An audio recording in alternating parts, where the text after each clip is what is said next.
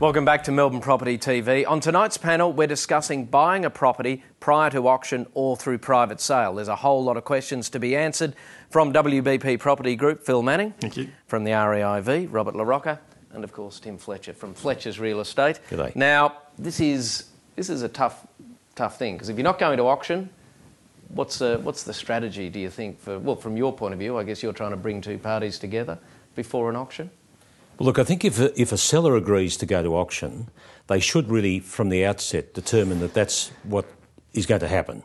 Now, that's not to stop a property being sold beforehand, but it's my firm view, and I've seen this over the years where auctions have been mucked up, because if you as an agent try and sell a property before auction and you don't sell it before auction, why would you as a buyer go and compete on the day? It doesn't make sense. That doesn't mean, as I said, you can't sell it before. Plenty get sold before, because someone opens their mouth fairly wide and negotiations start. But it can get a bit messy too doing that. It's very interesting, the whole psychology of this auction process, from the seller's point of view and the buyer's point of view. And from the buyer's point of view, I actually agree that I think it's far better to go to the auction and buy the property at the auction. I'm not always opposed to buying prior to auction, but I think the auction process in Melbourne is so transparent. You're at the auction, so long as you've got your preparation work done around how much you're comfortable to pay, the value of the property, and you've had some really good advice. You can stand at the auction, you can see the bids being made, they're real people, you can see the denominations they're coming in and how fast they're coming, and you can make judgments on their body language. But people fear an auction a bit though, don't they? They fear that they're going to get caught up in some sort of bidding frenzy. And do you have clients saying, we want to make an offer, we want to offer them something? We do, and in some cases we do that. But in most cases, the advantage of making an offer prior to auction are outweighed by the advantage of waiting for the auction. You can reveal an awful lot about your position. You can give a lot of information back to the selling agent, who, after all, is representing the vendor in the process. The good thing about auctions is they determine the value of the property for you. People are often worried when they're making an offer for a private sale or for an auction prior to the day. Am I offering the right amount? Is it too little? Is it too much? How do I know?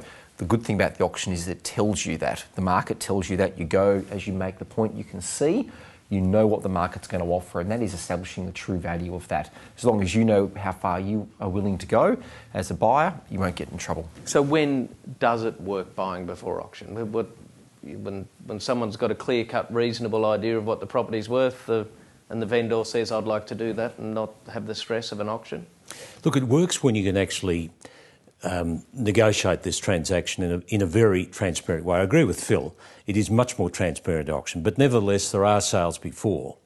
And really, you know, do you bring them into the office and open envelopes, the highest offer, or do you have a private auction? How do you handle it? It's awfully difficult. So really, unless you're encouraged by the agent to make an offer because you're told it's going to sell before, I would wait until the auction. Are you obliged to present all offers? Oh yes, absolutely. Every offer you get. And look, there are plenty of occasions with an auction whereby a person will make a proposition that the vendor's not really thinking of selling before and not really desirous of doing it, and they actually bring it onto the market, and by that I mean the seller says, well look, I'm pretty attracted to that, let's get all the other people in, and it can get messy at times. That's right, but I think it's important from a buyer or a buyer's advocate at this point is to really establish whether or not that the offer that has been given to the selling agent is acceptable. That's really important. That's the first thing. An agent will come to us and say, look, I've got an offer on this property and I know you've got some interest in it. First thing I need to establish is, well, is that offer going to be accepted by the vendor? And if it is, then we need to establish what the rules of our engagement are from that point. Now, Tim points out there are a number of options. There's the envelopes and there's the phone call, the highest, the best offer by 6 p.m, and then there's the boardroom auction, which really is probably the best way of handling those situations. Yeah. And those offers, it's not just as simple as price. I mean, when you're making that offer prior to an auction, it's about terms as well. It's not just, I'll give you this amount of money, it's what will the settlement terms be, because that can be part of an attractive feature toward the vendor. They may want a quick sell. All right. Well, now moving on then to private sales, because there is no auction in the picture. Now, how does the buyer handle it from that point of view? And I guess Well, I think the most important thing, again, at the start, if we go back to the auction that became a private sale, the starting point is really what are the rules of engagement?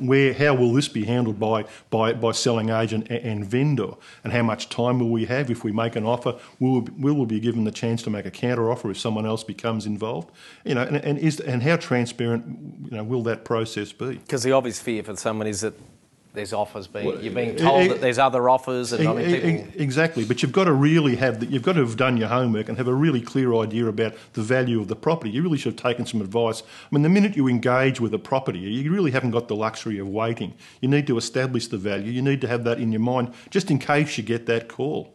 Look, I think it's important to point out here there are two fundamental ways of selling a place privately in terms of price. One is to have a specific number that the property gets sold at, and the other is where it's expressions of interest, called a whole range of things, and there's no specific price. If there is a price on the property and someone thinks it's worth it, they might negotiate below to see if they can get it a bit less than the asking price. But I've said to people over the years, if you think it's worth that, pay it. Because so often people haggle and then find they've missed out because they didn't believe the agent or some other event happened. And they've missed out. If there's no specific price, it's putting your toe in the water, and I agree entirely with Phil, work out whether the vendor is prepared to sell at that stage, because it may be that a few other people come into the equation, and determine your strategy from there. Don't be too low, because psychologically the vendor says, I don't want anything to do with those people. They're offending me.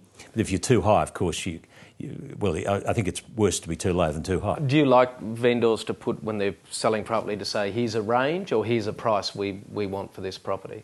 Well, a vendor will have an idea of what they're prepared to sell, but when you've got a sort of unique type of property that maybe should be auctioned but the vendor doesn't want to do it, you'll do it another way. So really, we're all testing the market to see what ultimately the place is worth. It's not an exact science, this. A lot of people think it is. It really has to be determined. There's not one identical property that you'll find out there in the marketplace. They're all a bit different. And I mean, the private sale discussion is very relevant. I mean, somewhere between 70 and 75% of homes in Melbourne are actually sold by private sale. Auctions take the limelight because they happen every weekend and they provide numbers that people can look at. But most people are buying and selling at private sale. So, that advice about putting your best foot forward, offer what you really want to pay for that property, because you may not get the second option. There may be other things you could do. You may set time limits on your offers. But I think that's really important to know what sort of a time limit to set, and you can discuss that in conjunction with the selling agent. I mean, that's part of the information you need to gain from him. How long is the vendor local? Is he contactable easily? So you don't want to be. I mean, a time limit on an auction, you've got to remember, is a time limit on your own negotiation as well as the vendors. How many people have said to you, "That's it, I'm not paying any more"? Oh, lots. And the agent says, OK, I'll take them on face value, sells it to someone else, and then they ring and abuse you for that. It's only playing a game. That's why, if you're not sure about it, get someone like Phil's organisation to negotiate for you. They know what they're doing, they do it professionally, and they look after you. The agent selling for the vendor looks after the seller. We might leave it there, Tim. Thank you very much. Thanks, Phil. Thanks, Robert.